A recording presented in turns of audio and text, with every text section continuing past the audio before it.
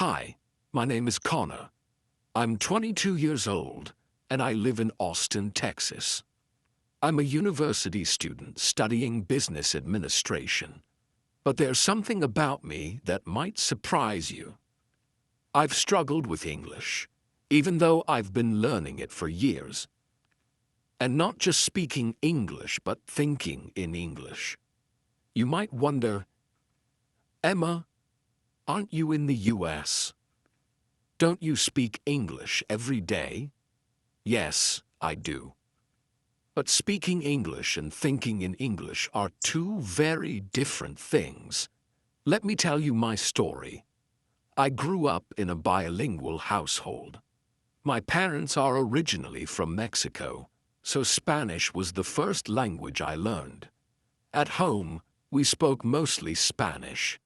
And even though I learned English in school, I always translated everything in my head before I spoke. If someone asked me, "How was your weekend?" my brain would first think in Spanish. Then I would translate it into English and say, "My weekend was good." It might seem like a small thing, but this habit made my English slow. Conversations felt exhausting.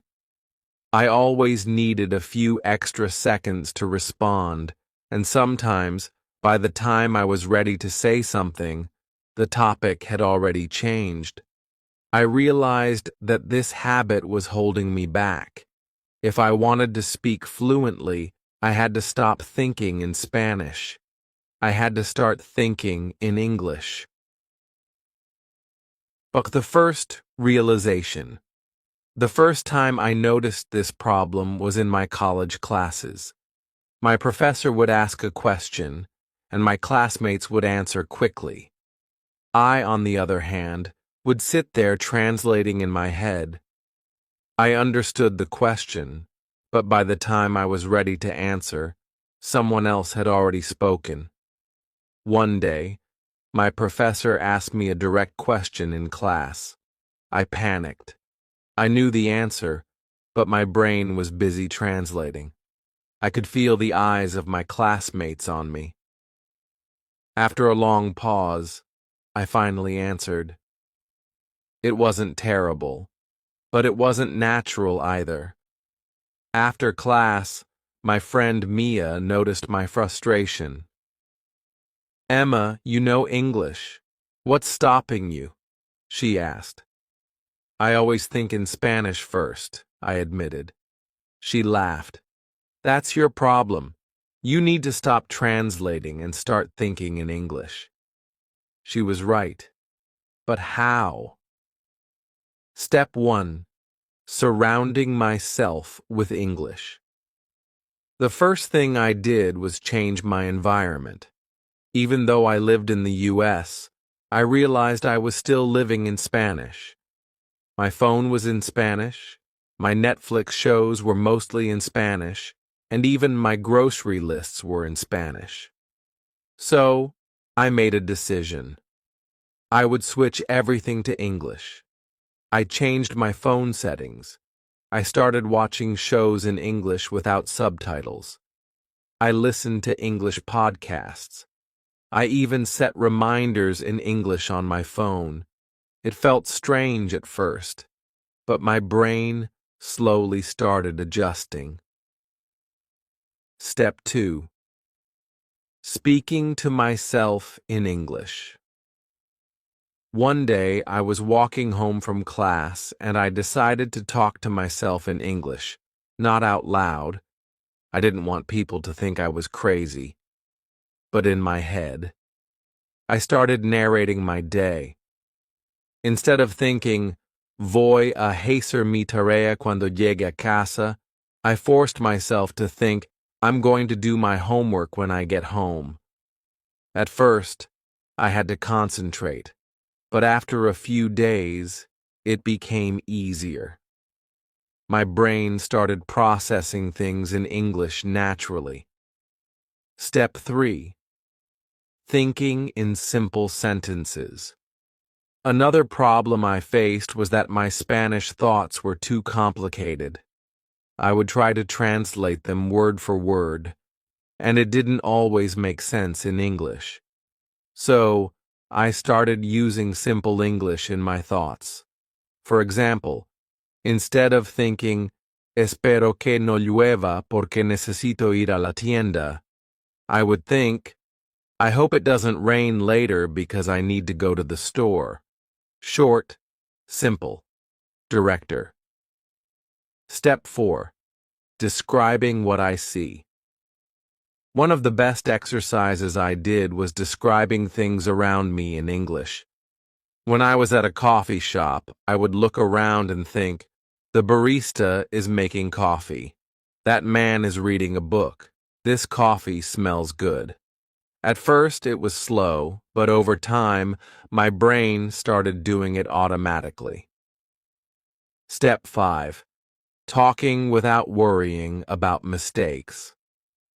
One of the biggest things that slowed me down was my fear of making mistakes. Every time I spoke, I worried about my grammar. But then I remembered something my English professor told me. Native speakers make mistakes too. She was right. I had heard my American friends say things like, me and my friend went to the store, which isn't grammatically correct, but people still say it.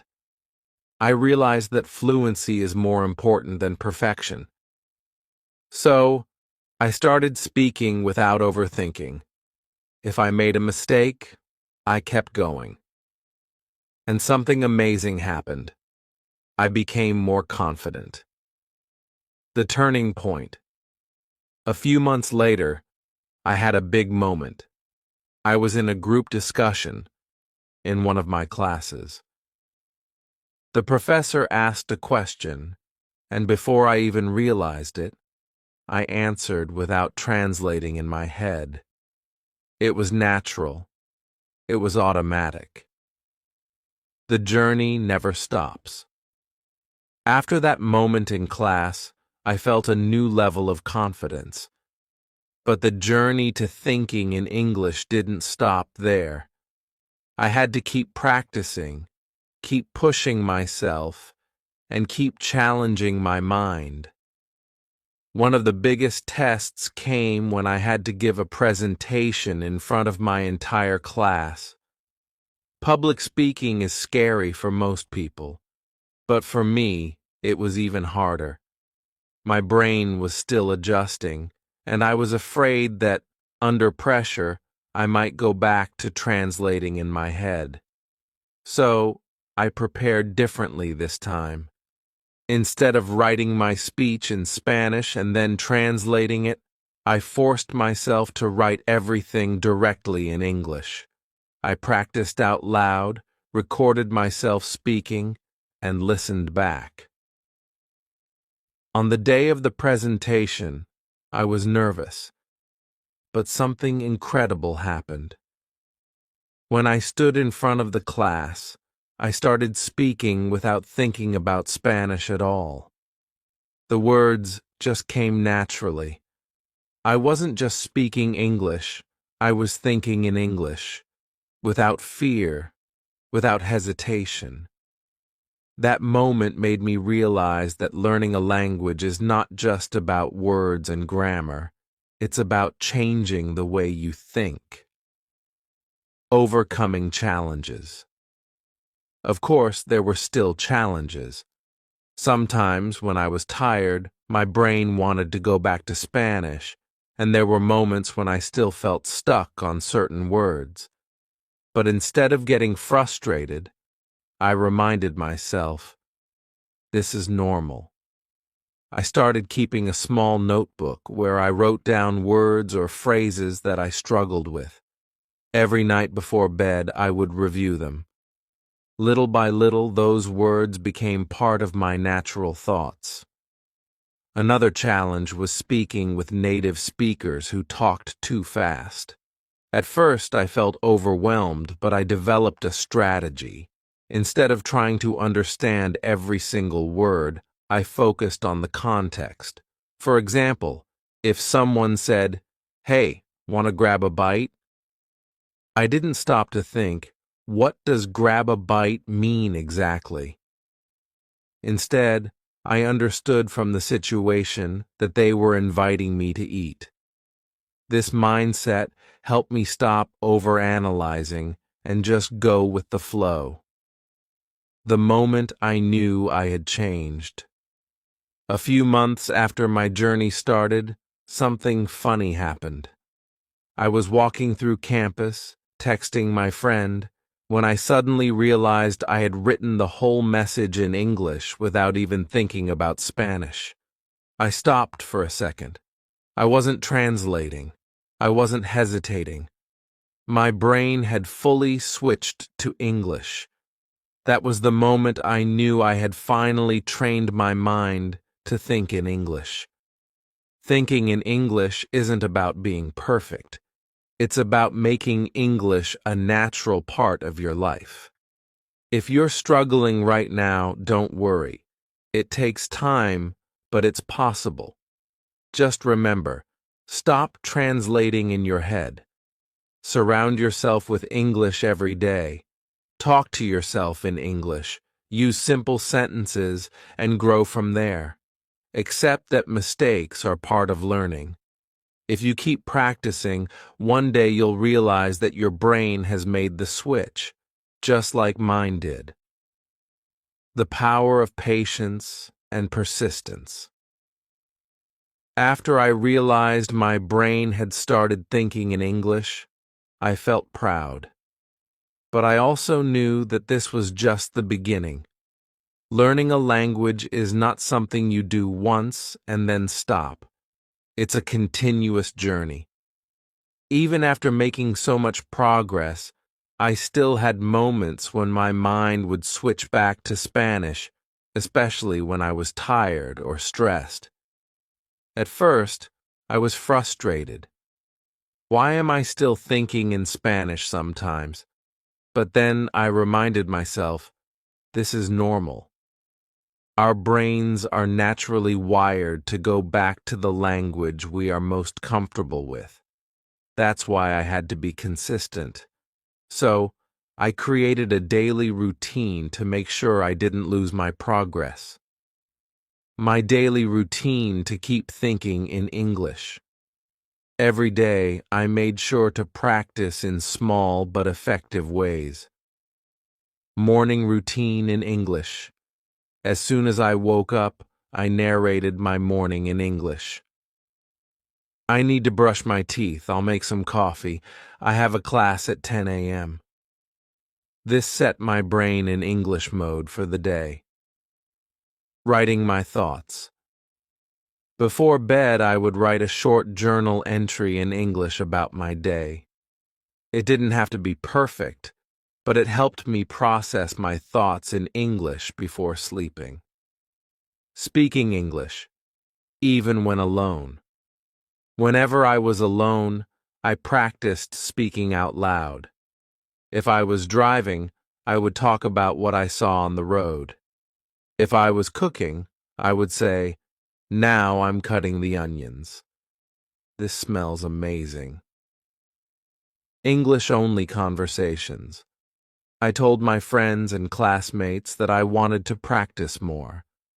So, even when I was with my Spanish-speaking friends, we challenged each other to speak only in English for at least 30 minutes.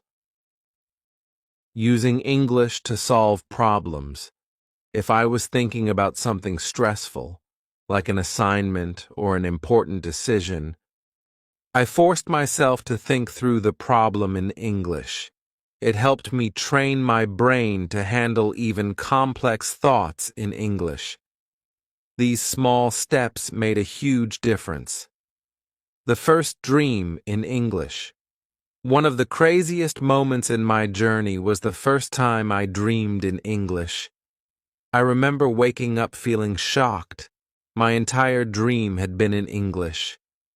I had spoken in English, and even the people in my dream were speaking in English. That's when I knew my brain had truly adapted. It didn't mean that I would never think in Spanish again, but it showed me that my efforts were working. Helping others who struggle with the same problem. After going through this journey, I started noticing that many people around me were struggling with the same thing, especially international students at my university. One day, I met a girl named Sophia, who had recently moved from Colombia. She was fluent in English, but she told me she still thought in Spanish all the time. I smiled and said, "I used to be exactly like you." I shared my story with her, and she was shocked. "But you sound so natural in English," she said. "Because I trained my brain," I told her. "You can do it too." She started following my daily routine, and after a few months, she told me, "Emma, I just realized I was thinking in English without even trying. That made me so happy because I knew how powerful this skill was." Over time, my daily routine of thinking in English evolved into something more profound, an integral part of who I was becoming. I began to notice that the language wasn't just a tool for conversation. It was reshaping my perspective on life. A new perspective. One brisk autumn morning, I found myself preparing for a group project meeting in one of my business classes. The room buzzed with excitement and ideas, and I felt ready to contribute in a way I hadn't before. During the brainstorming session, when others hesitated or fumbled for words, my thoughts flowed naturally in English. I blurted out, "What if we use digital storytelling to connect with our audience on a more personal level?" The suggestion wasn't rehearsed or meticulously translated. It was pure, spontaneous creativity. The group fell silent for a moment before erupting into discussion. In that instant, I realized that my inner voice, once burdened by constant translation, had become a powerful asset, testing my fluency. Soon after that pivotal meeting, an opportunity presented itself that would further test and refine my newfound fluency. I secured an internship at a thriving startup in Austin, a company known for its innovative approach and fast-paced environment. Walking into the office on my first day, I was both excited and nervous.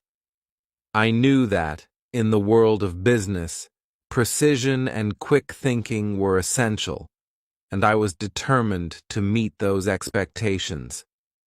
The internship was a whirlwind of meetings, project deadlines, and impromptu brainstorming sessions.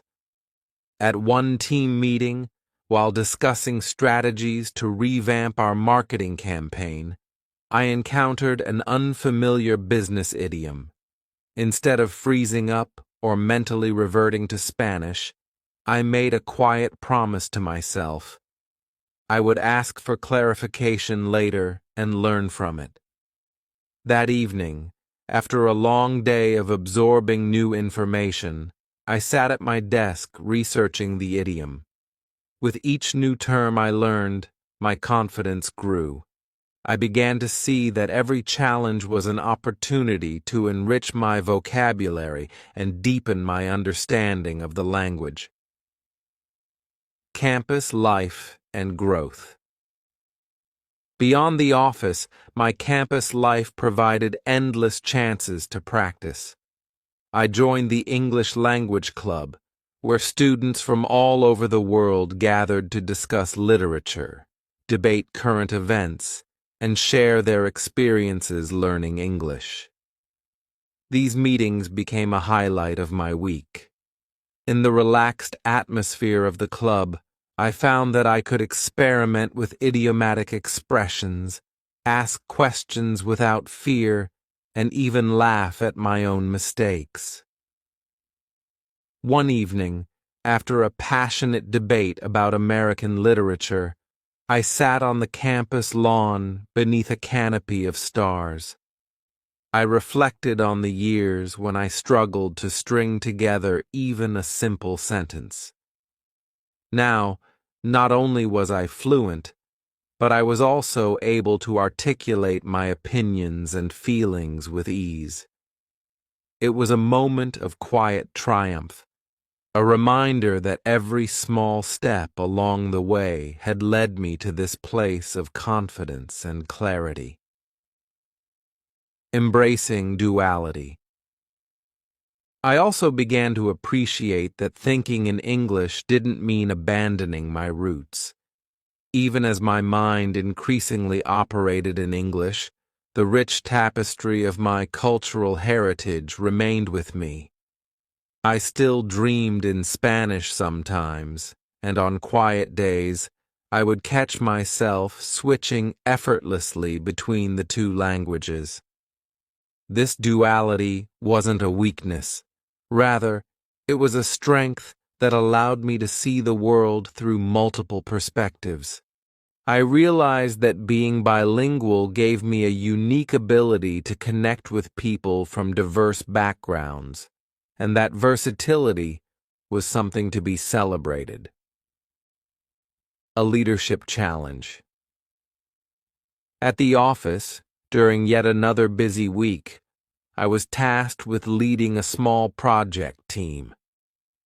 We had to develop a proposal for a new client, and I was responsible for organizing our ideas and ensuring that every team member felt heard. In that role, I found that my internal dialogue in English helped me structure my thoughts clearly and assertively. I started jotting down ideas on a whiteboard, explaining each point with clarity. When the client visited for a preliminary meeting, I confidently presented our proposal. The presentation flowed naturally, and I answered questions with a newfound ease that impressed not only my colleagues, but also the client. That day, I realized that thinking in English had become a cornerstone of my professional identity. Even as my confidence soared, there were moments when old habits crept in. Late at night, while studying for an exam or working on a challenging project, I sometimes found myself drifting into familiar Spanish expressions. In those instances, I'd pause and gently steer my thoughts back, reminding myself of all the progress I had made. I kept a small notebook in my backpack where I jotted down new phrases or expressions that I encountered during the day.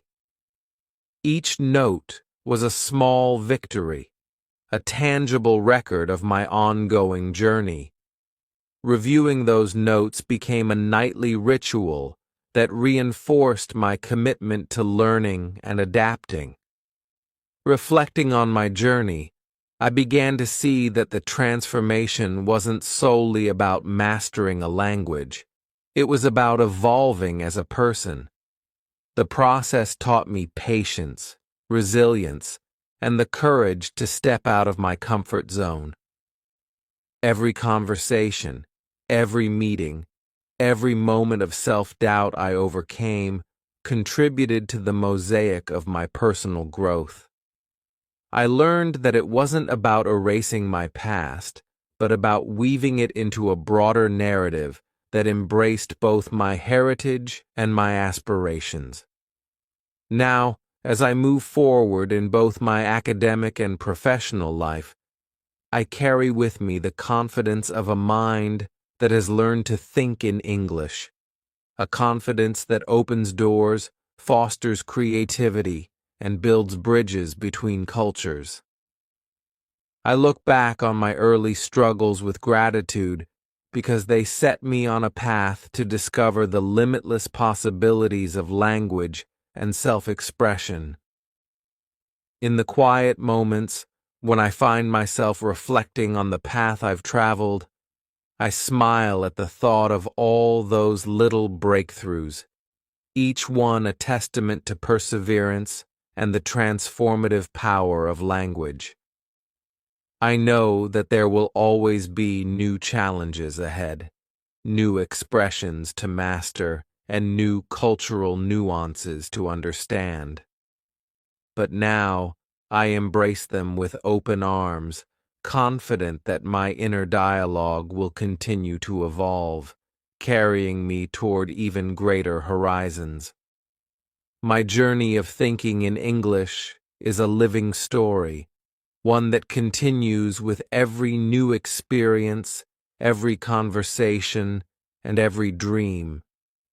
As I forge ahead, I hope that my story inspires others to take that first brave step, to allow their thoughts to break free, and to discover the profound freedom that comes with truly thinking in a new language. One evening, as I walked home from my internship, I thought about how far I had come. The streets of Austin were alive with the hum of conversations, the scent of food trucks filling the air, and the distant sound of live music echoing from a nearby bar. It was a perfect representation of my own journey, vibrant, constantly changing, and full of new experiences. I stopped by a small cafe near my apartment to grab a coffee. While waiting in line, I overheard a group of international students struggling to order in English. Their words were hesitant, their accents thick with uncertainty. I saw a younger version of myself in them, nervous, afraid of making mistakes. Without thinking, I stepped forward and smiled at them. "Hey, are you guys new here?" I asked gently. They looked at me, a bit surprised but relieved that someone was speaking to them in a way that felt welcoming. One of the students, a girl with dark curly hair, nodded. "Yes, we just arrived last week. English is hard," she admitted with a small laugh. I smiled, understanding her completely. "I know exactly how you feel. I used to be just like you." Their eyes widened. "But you sound so natural," another student, a boy from Korea, said. "Trust me, it wasn't always this way," I assured them. "I struggled a lot, but I found ways to train my brain to think in English, and once I did that, everything became easier." They were curious, and as we waited for our drinks, I shared some of my experiences. I told them about my routine, how I narrated my day in English, how I challenged myself to think in English even when no one was around. They listened eagerly, nodding at each tip I gave them. When our drinks were ready, the girl, whose name was Anna, hesitated before saying, "Thank you for talking to us.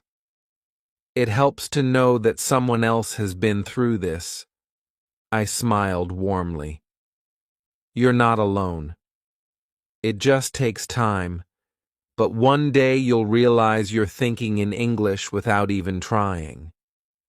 As I walked back to my apartment, I felt something deep inside me, something I hadn't fully recognized before. I had become the person I once wished for, the friend, the guide, the proof that it is possible to change the way you think. The unexpected test. A few months later, I was invited to a networking event for young professionals in Austin. It was an exciting opportunity to meet people in my field, but it was also a test of how far I had come. In the past, events like these would have terrified me. The thought of having to make small talk, introduce myself, and sound confident in English would have made me anxious. But this time, I walked into the event with my head held high. I introduced myself to different people, joined conversations effortlessly, and even cracked a joke or two. At one point, I met a senior manager from a well-known marketing firm. We talked about trends in digital media, and before I knew it, I was explaining my ideas with passion and confidence. He listened intently and then said, "Emma, you have great insight. Have you ever thought about applying for a position at our company?" For a moment, I was speechless. Was this really happening? I smiled and said, "I would love to." That night, as I walked home, I felt something power. Thinking in English wasn't just about language anymore. It had become a part of who I was. It had given me confidence, opportunities, and a way to connect with people I never would have met otherwise. In the months that followed, my world began to transform in ways I had never imagined. Every day became a blend of new challenges and small victories, each one a testament to how far I had come. I remember one evening, after a long day juggling classes, my internship, and community volunteering, I found myself sitting alone in the campus garden. The dusk painted the sky with hues of purple and orange as I watched a group of students laugh and share stories. In that quiet moment, I realized that thinking in English wasn't just about fluency. It had become a bridge to connect with people, ideas, and a world that was constantly evolving around me. That realization hit me hard when I was invited to a local cultural fair in Austin. The fair was a vibrant celebration of our diverse community, where food, music, and art from all corners of the globe came together. I was tasked with assisting at a booth that promoted bilingual education, a cause close to my heart. There, I worked alongside Carlos, a passionate educator from El Paso, and Jennifer, a dynamic community organizer who had dedicated her life to empowering immigrant families. Together, we engaged visitors in conversation, answered questions, and shared stories about our experiences with language and identity. One conversation in particular stood out. A nervous young man named Daniel, who had recently moved from Honduras, approached our booth. His eyes were filled with a mix of hope and anxiety as he explained in broken English that he wanted to improve his language skills to secure a better job. I recognized that familiar feeling of uncertainty from my own early days. I knelt beside him and said, "Daniel, every new word you learn is a step forward." I remember the fear I felt when I first tried to think in English, but every mistake made me stronger. His smile that day, shy yet determined, reminded me that every challenge was a chance to grow and that I, too, was growing with every passing moment. At the same time, my academic life was taking on new dimensions. In class discussions, I no longer hesitated or second-guessed my words.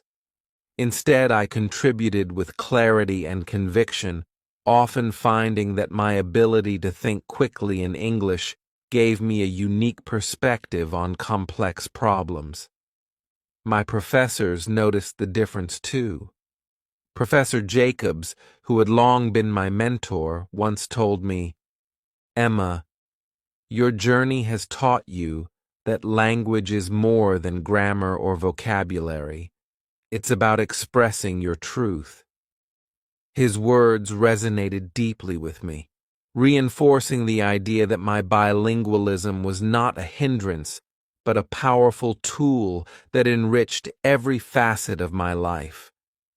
Balancing these new responsibilities was not always easy. There were nights when the weight of expectations, academic deadlines, work projects, and community commitments seemed overwhelming. I often found solace in my journal, a quiet sanctuary where I could reflect on both my triumphs and my struggles. In the pages of that journal, I wrote about moments of doubt when my thoughts slipped back into Spanish, and about the fierce determination it took to steer myself back into English. Over time, I began to see these instances not as setbacks, but as natural parts of my learning process. They were reminders that growth often comes with moments of vulnerability.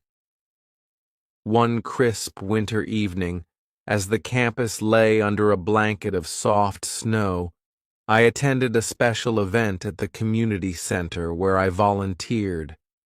The event was designed for new immigrants to practice English in a friendly, low-pressure environment. Among the attendees was Lucia, a bright and spirited woman from Peru, who struggled with confidence in her spoken English despite her wealth of ideas. I shared my own story with her, the countless hours of self-talk, the fears of mispronunciation, and the eventual breakthrough that taught me to embrace imperfection. Lucia's eyes lit up with a mix of relief and newfound determination. "Maybe," she said softly, "I can finally stop worrying so much and just speak." That simple exchange reinforced my belief that the power of language lies not in flawless delivery, but in the courage to express oneself authentically. As spring approached, life continued to offer both challenges and unexpected opportunities. A few weeks after the fair, I received an invitation to speak at a local panel discussion on bilingual education and cultural identity. The thought of addressing an audience comprising educators, students, and community leaders both excited and terrified me. I spent countless hours preparing, not only by refining my speech in English, but by ensuring that my words resonated with the heart of my experiences. On the day of the panel, as I stood before the crowd, I felt a rush of adrenaline mixed with calm confidence. I spoke about my journey, from a hesitant translator in my own mind to someone who now lived and breathed English every day. I talked about the struggles, the late nights of self-doubt, and the eventual realization that language is a living, evolving part of who we are.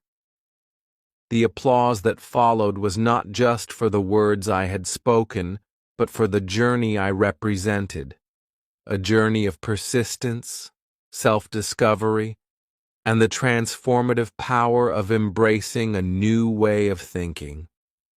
That day, after the event, I took a long walk along the tree-lined streets of my neighborhood. The cool breeze whispered promises of change and growth. I thought about my parents, who had always spoken to me in Spanish, and how their love and support had laid the foundation for my success. I felt a deep sense of gratitude for both sides of my identity. The comfort of my native language and the bold adventure of thinking in English. In that balance, I had found a strength that allowed me to navigate the complexities of life with greater ease. Every experience, every conversation, and every moment of self-doubt had converged to create a mosaic of resilience and transformation. I knew that there would always be days when my thoughts slipped back into Spanish, days when the familiar rhythm of my native tongue would resurface. But I also understood that each of those moments was an integral part of my journey, a reminder of where I had come from and how far I had traveled. Today, as I continue to walk this path, I embrace every aspect of my bilingual identity. I no longer see thinking in English as a goal to be achieved, but as an ever-evolving process that enriches my perspective and connects me to a world of infinite possibilities. With every conversation, every new word learned, and every moment of shared understanding, I celebrate the unique blend of languages that shapes who I am. And so my story goes on, a journey of learning, of growing, and of daring to express the deepest parts of my soul in a language that once seemed so distant. It is a story that reminds me, and perhaps others, that true progress is not measured by the absence of mistakes, but by the willingness to keep moving forward, to keep embracing the beauty of expression, and to keep believing in the transformative power of language. In the following months, life unfolded in unexpected ways that deepened my connection with English and, more importantly, with myself. Every morning, as I sipped my coffee on the small balcony of my apartment in Austin, I would reflect on the new challenges the day might bring. I was no longer just a student navigating college classes or juggling an internship. My world had expanded to include mentoring, public speaking, and even creative projects that merged my personal experiences with my passion for language. One crisp April morning, I received an invitation to attend a regional conference on bilingual education and cultural identity in New York City. The invitation came from Karen Smith, a respected professor of linguistics, whom I had met during one of my university workshops. Karen had told me that she was compiling stories about language learning for an upcoming publication, and that my journey was one of the most inspiring examples she had encountered. The thought of sharing my story with a larger audience filled me with both excitement and nervous anticipation.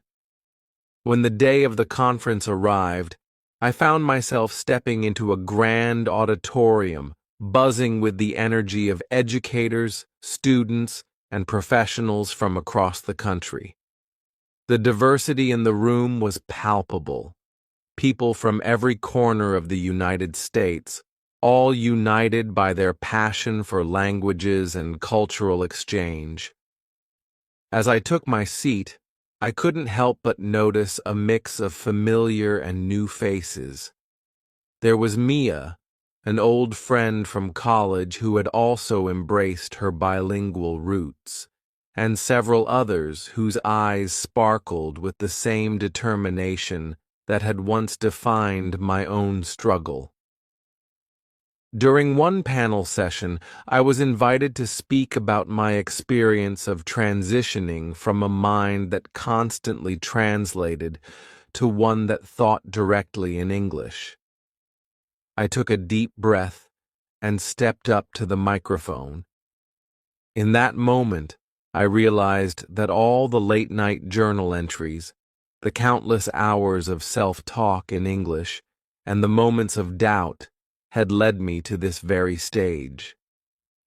I recounted how I had once hesitated in class, worried that every word had to be perfect, and how, over time, I learned to let go of the fear of mistakes. I shared practical tips, like narrating my day in English and jotting down challenging phrases that had helped me along the way. The response was overwhelming. After my talk, a young woman named Elena approached me, her eyes filled with gratitude as she whispered, "Hearing your story has given me hope. I've always felt trapped in my translations, but now I see that I can break free too. That conversation marked a turning point for me. It was a reminder that my journey wasn't just about language. It was about empowerment and connection. Over the next few weeks in New York, I met with educators, fellow students, and even professionals who were eager to learn how they could apply similar strategies in their own lives. I spent long afternoons in quiet coffee shops discussing innovative language programs and the power of immersive environments with people like Daniel, a tech entrepreneur who had struggled with language barriers in his own career, and Sophia, a community organizer from Boston with a passion for cultural inclusion. Back in Austin, the lessons I learned in New York began to ripple through every aspect of my life. I launched a small workshop series on thinking in English at my university. The sessions were intimate, held in a bright classroom lined with inspirational posters and a whiteboard filled with notes in neat handwriting. I invited students from various backgrounds: Anna, who had always hesitated to speak up in class; Ahmed, whose quiet brilliance shone through his written essays; and even Lucia, who had once doubted her ability to express herself in English. Together, we practiced speaking without fear, shared our personal challenges, and celebrated every small victory. One particularly memorable afternoon during one of our workshops, I introduced a simple exercise.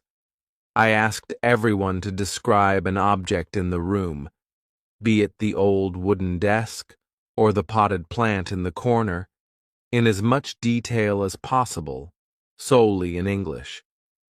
As each person took their turn, I watched how their confidence blossomed.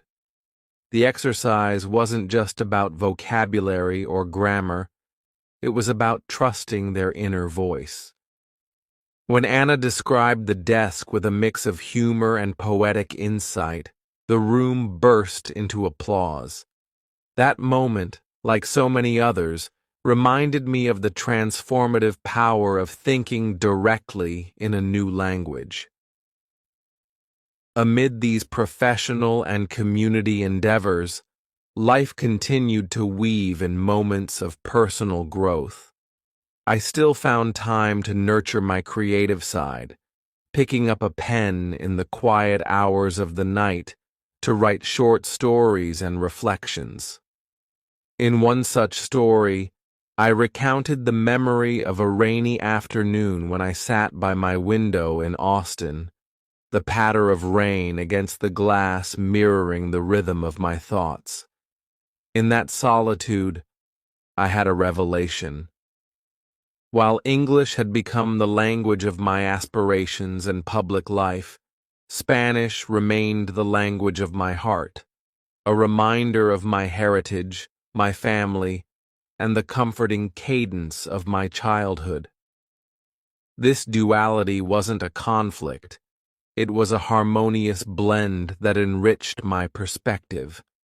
I began to incorporate both languages into my writing, crafting bilingual poems that celebrated the beauty of cultural intersections.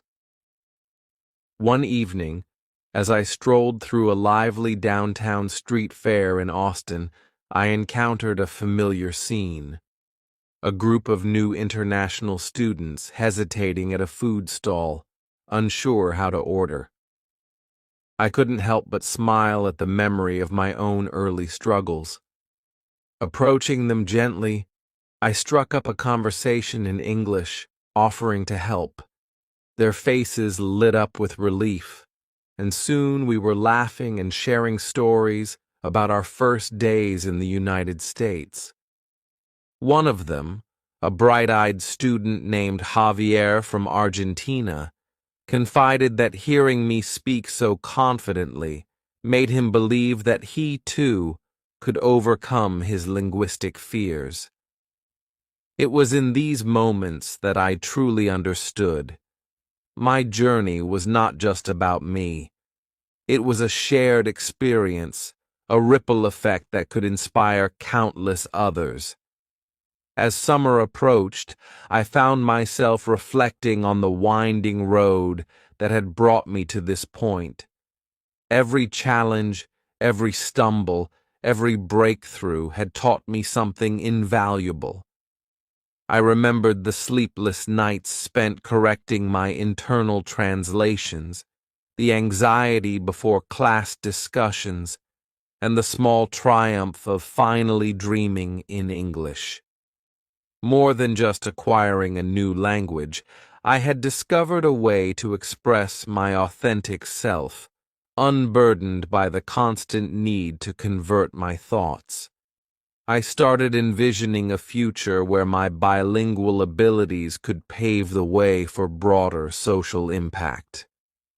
I began researching programs that supported immigrant youth in integrating into American society through language and storytelling. I dreamed of establishing a community center where students could come together to share their narratives, learn from each other, and celebrate the diverse threads that wove the fabric of our nation. In many ways, my journey of thinking in English was evolving into a mission, a commitment to empower others to find their voices, no matter the language they spoke. One crisp fall evening, as I walked along the tree-lined streets of Austin, the gentle rustle of leaves underfoot reminded me of the ever-changing seasons of life. I paused at a small park bench and took out my journal. With careful, deliberate strokes, I wrote down my thoughts, not just as a record of my progress, but as a beacon for those who might one day walk a similar path. I wrote about the importance of perseverance, the beauty of cultural duality, and the boundless potential that comes with embracing a new way of thinking. In that quiet moment, I felt a profound connection to everyone who had ever struggled to express themselves, regardless of the language. Today, my journey continues. With every new day, every conversation, and every story shared, I still face moments of self-doubt, when the old habits of translating silently creep in during times of stress. But now I see those moments for what they truly are. Reminders of a past that made me who I am, and stepping stones toward a future filled with endless possibilities. Looking back, I realized that learning to think in English was not merely a linguistic achievement. It was a journey of self-discovery, resilience, and connection. It taught me that language is more than a set of words. It is a living, breathing expression of our identities. As I continue to navigate the complexities of life as a bilingual woman in the United States, I carry with me the certainty that every challenge is an opportunity, every conversation a bridge, and every word a step toward a brighter, more inclusive future. Below is a comprehensive list of tips and tricks to help you start thinking in English. Each strategy is explained in detail to help you incorporate them into your daily life. 1. Immerse yourself in an English environment or what it means. Surround yourself with English in every part of your day. This doesn't just mean listening to music or watching movies. It's about making English the primary language you interact with. Oh, how to do it. Change your device settings. Set your phone, computer, and apps to English. Consume English media. Watch TV shows, movies, or YouTube channels in English. Listen to English podcasts and radio stations. Follow social media in English. Subscribe to English-speaking influencers, news outlets, or hobby groups. Oh, why it works. Constant exposure trains your brain to process information in English, gradually reducing the habit of translating from your native language. 2. Practice self-talk and internal narration. Oh, what it means. Instead of translating your thoughts from your native language, start narrating your day-to-day activities in English. Oh, how to do it. Daily narration. As you perform routine tasks like making breakfast or commuting, describe what you're doing in English in your head. For example, I'm boiling water for coffee, or I need to check my schedule for today. Verbal practice. Occasionally speak out loud to reinforce your thoughts in English. When you're alone, it might feel odd at first, but saying things aloud helps internalize the language. Why it works. Self-talk creates a direct link between your thoughts and English, bypassing the need for translation and making your speech more fluid and spontaneous. 3. Keep an English journal. What it means. Writing down your thoughts in English daily helps reinforce new vocabulary and sentence structures. How to do it. Daily entries. Dedicate a few minutes each day to write about your experiences, thoughts, or even reflections on what you learned. Reflect on progress.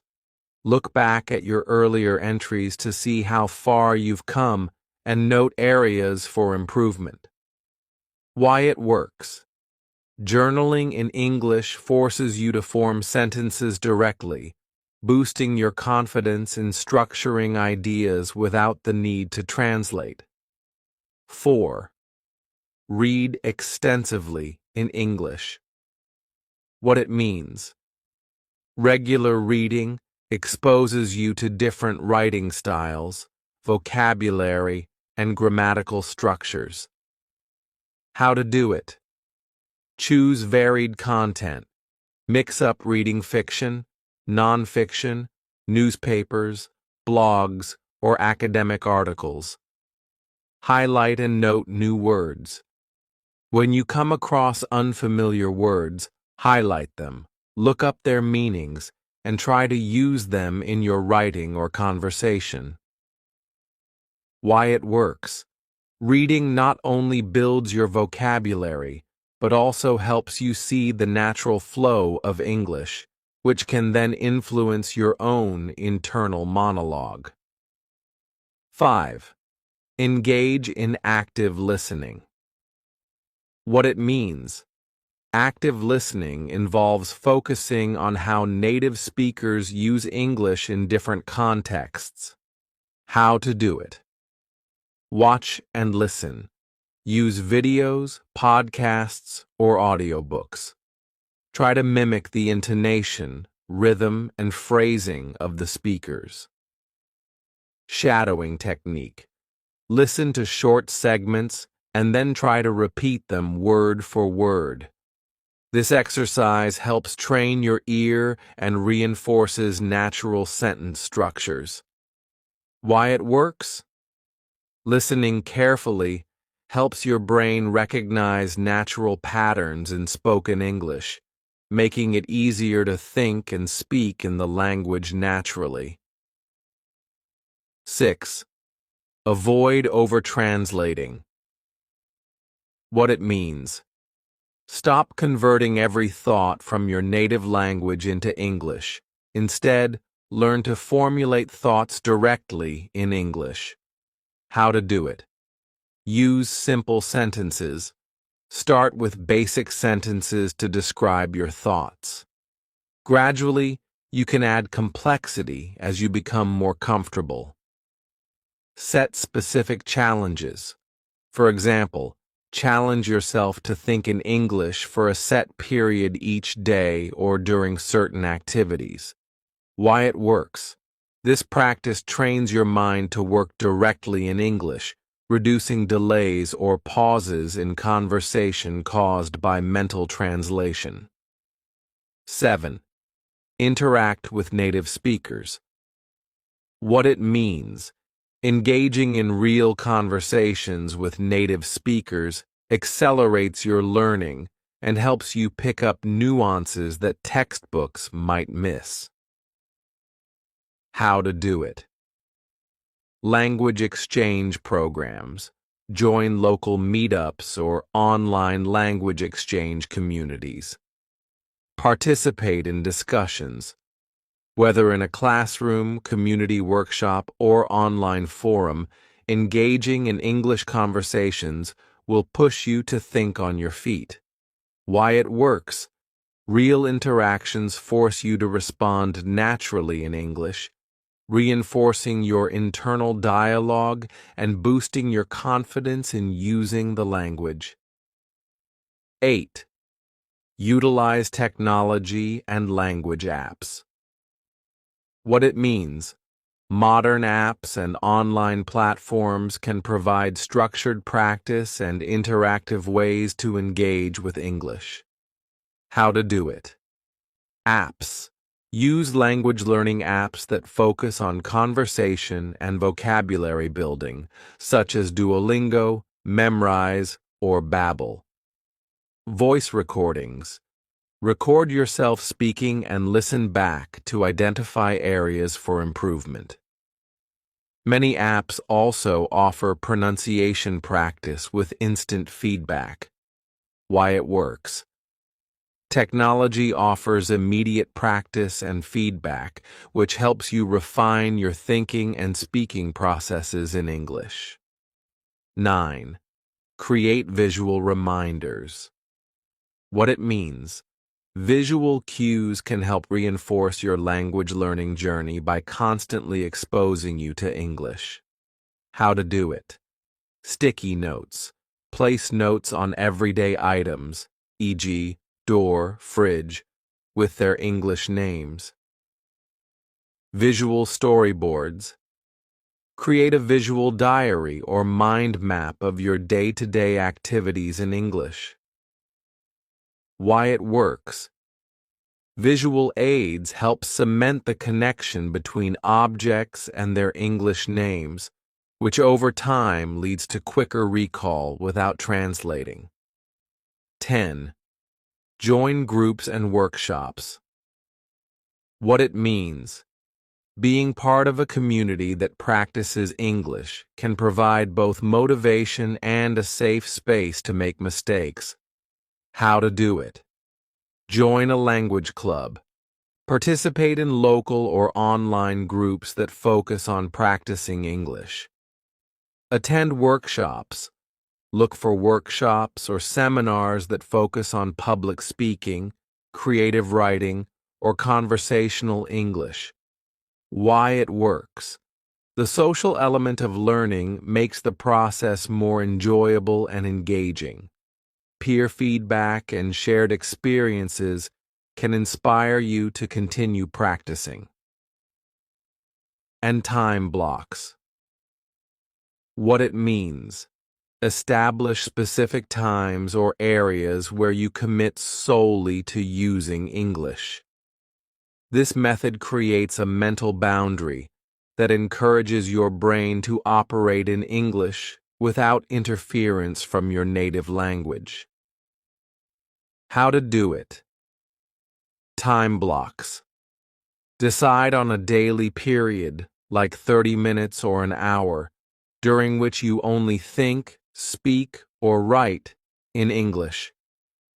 Use this time to tackle routine tasks, self-talk, or even challenge yourself with creative writing. Physical zones. Set up a particular spot in your home, such as a desk or a reading nook, as your English zone. Place English books, magazines, and even sticky notes with English labels in that area. Digital immersion. Disable language options on your devices during these periods, forcing yourself to use English for online browsing, emails, or apps. Why it works. Creating clear boundaries helps your brain switch gears. Over time, these periods of immersion strengthen your ability to think in English naturally, even outside the designated zones. 5. Interactive technology and gamification. What it means. Leverage modern technology to add an interactive and fun element to your language learning. Gamified tools provide instant feedback and reward progress, keeping you motivated. How to do it. Language apps. Beyond basic vocabulary drills, apps like Anki for flashcards, Tandem, or HelloTalk for conversational practice can simulate real-life interactions and scenarios. Online games. Engage in English-based games, be it word puzzles, trivia, or interactive story apps that challenge you to think and respond quickly in English. Voice-activated assistants. Use Siri, Alexa, or Google Assistant to practice your English. Ask them questions, have short conversations, or even set daily challenges where you interact only in English. Why it works. Interactive platforms transform language practice into an engaging activity. They also help you overcome the fear of failure by creating a playful, low-pressure environment to experiment with new vocabulary and sentence structures.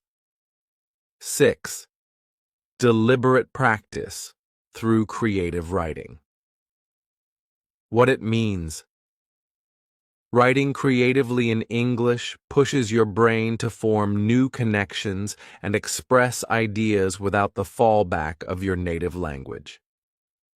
How to do it. Short stories and poems. Set a goal to write a short story or poem each week in English. Let your imagination run wild without worrying too much about perfect grammar initially. Focus on expression. Writing prompts. Use online writing prompts or language learning forums that provide daily or weekly challenges. Peer feedback. Share your work with peers or join online writing communities to receive constructive feedback. Revising your work in English helps refine your internal thought process. Why it works. Creative writing forces you to think in abstract terms and experiment with language, fostering a deeper and more flexible command of English that goes beyond everyday conversation. 7. Mindfulness and reflection in English. What it means. Combine mindfulness techniques with your language practice to create a reflective space where you're fully present and using English to process your thoughts and emotions. How to do it. Meditative journaling. Instead of merely recounting your day, reflect on your emotions, challenges, and triumphs, all in English.